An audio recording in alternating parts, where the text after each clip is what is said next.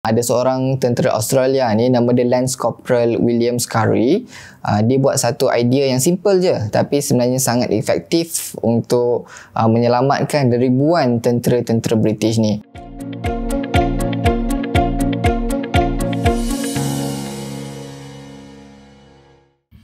Hai guys, hari ini aku nak cerita pasal salah satu battle yang berlaku masa Perang Dunia Pertama yang aku rasa menarik untuk diceritakan.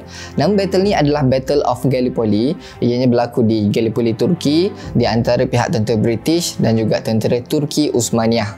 Tapi sebelum tu, bagi sesiapa yang belum lagi subscribe, sila tekan subscribe button, like dan juga share video ni. Okey, kalau korang nak tahu macam mana Perang Dunia Pertama boleh bermula ataupun macam mana flow perjalanan Perang Dunia Pertama, korang boleh tengok dalam video-video aku yang lepas lah. Battle of Gallipoli ni berlaku pada tahun 1915. Masa ni kedua-dua belah pihak tentera bersekutu dan juga pihak tentera Jerman tengah stuck berbulan-bulan lamanya dekat dalam trench warfare.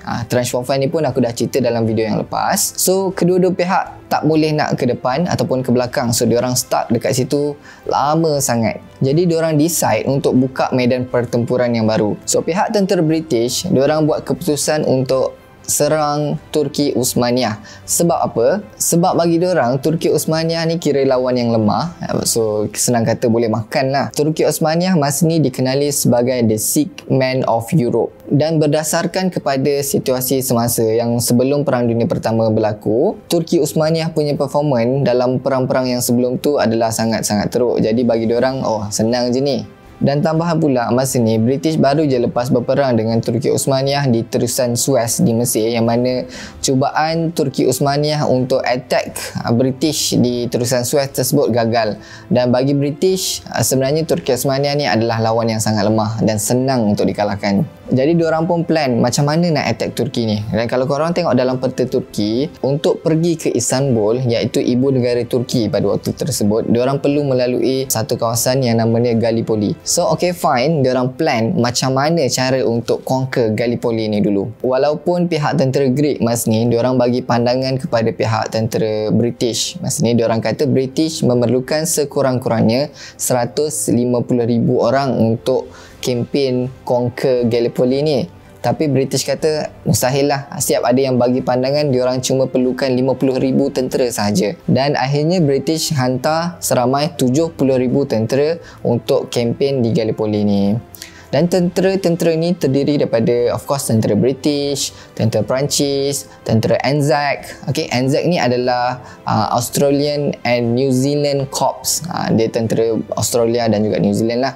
Dan juga tentera Indian British Army. Dan pihak tentera British ni punyalah underestimate tentera Turki Uthmaniyah ni. Masa nak pergi attack Gallipoli, diorang bawa kebanyakannya adalah kapal-kapal perang lama yang dah tak digunakan lagi. Alasannya sebab masa ni Turki Uthmaniyah sendiri pun tak mempunyai kapal-kapal perang yang banyak lah. Sikit je diorang ada. So bermulalah serangan daripada laut daripada pihak tentera British. Jadi diorang hantar beberapa buah kapal perang untuk masuk ke dalam Gallipoli ni. Tapi serangan tersebut gagal. Dan bukan setakat gagal, 3 buah kapal British tenggelam dan 3 buah lagi rosak dengan teruk. Jadi British pun decide, okay fine, kita serang melalui jalan darat. Jadi semua kumpulan tentera British ni pun mula mendarat di Gallipoli ni. Dan diorang telah mendarat di tempat yang ditetapkan. Kecuali tentera Anzac masa ni, diorang tersasar jauh daripada tempat yang sepatutnya diorang mendarat. Lebih kurang dalam satu batu macam tu. Tapi okey lah, dapat juga mendarat kan. Jadi diorang teruskan je plan tersebut seperti yang diarahkan. So serangan darat pun bermula. Masa ni pertahanan tentera Turki telah melakukan pertahanan secara habis-habisan. Diorang betul-betul defend kawasan Gallipoli tersebut. Sampaikan tentera British ni tak boleh nak masuk lebih daripada ruang yang tentera Turki Uthmaniyah ni bagi. Okey, serangan demi serangan, tentera British ni memang tak lepas. Akhirnya tentera diorang makin sikit. Pertahanan tentera Turki Uthmaniyah masa ni diketuai oleh salah seorang komandannya adalah komandan yang sangat power lah. Okay, nama dia Mustafa Kemal Atatürk. Okay, yang mana kemudiannya selepas Perang Dunia Pertama ni, dia kemudiannya menjadi Presiden Republik Turki yang pertama. Mungkin nanti aku boleh buat cerita pasal dia pula lah. So bila tentera British ni tak boleh nak tembus pertahanan tentera Turki Uthmaniyah ni, jadi diorang pun mula start gali parit untuk mempertahankan diri diorang lah. Tapi sebenarnya tindakan diorang untuk menggali parit ni adalah tindakan yang counterproductive. Sebab apa? Sebab kalau korang berada di pihak pertahanan, logiklah korang buat gali parit tu. Tapi kalau korang yang pihak menyerang dan korang pula yang gali parit tu, bila korang nak bergerak ke depan kan? British pun akhirnya mula bawa askar-askar tambahan untuk dibawa ke Gallipoli ni. Tapi masih lagi tak berjaya. Sebab pertahanan Turki masa ni memang power dan ditambah pula dengan kelemahan tentera British sendirilah. Masa ni diorang pun minta lagi tentera tambahan tapi tak dapat banyak lah. Sebab apa? Sebab British sendiri tengah sibuk dalam perang lawan dengan Jerman di dalam pertempuran yang lain. So askar tambahan yang datang pun sikit je. Jadi akhirnya pihak tentera British buat keputusan untuk berundur daripada kempen Gallipoli tersebut. Diorang kata confirm diorang akan kalah. So buat apa diorang nak stay dekat situ lagi? Tapi ni adalah part yang best dia lah. Disebabkan tentera British ni tak nak tentera Turki ni attack diorang daripada belakang masa diorang tengah berundur, diorang pun buat berapa taktik macam mana nak berundur daripada medan pertempuran tersebut dengan selamat. Sebab tentera British yang ada dekat Gallipoli masa ni adalah lebih daripada 80,000 orang.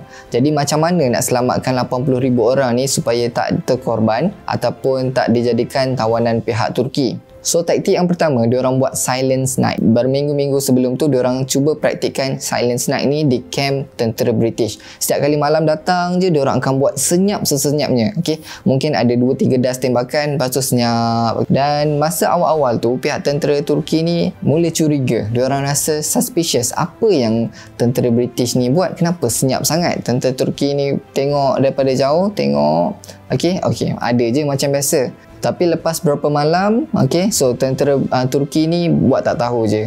Fine, suka hati korang lah, korang nak senyap ke apa. Yang penting diorang tahu tentera British masih lagi ada dekat situ. Dan tentera British pula, diorang letak kotak-kotak kosong di dalam battlefield tu. Diorang susun kotak-kotak kosong tu seolah-olah macam ada senjata-senjata baru yang baru sampai. Dan seolah-olah yang nak menunjukkan bahawa diorang akan melakukan next attack. Dan tambahan pula, ada seorang tentera Australia ni, nama dia Lance Corporal William Scurry.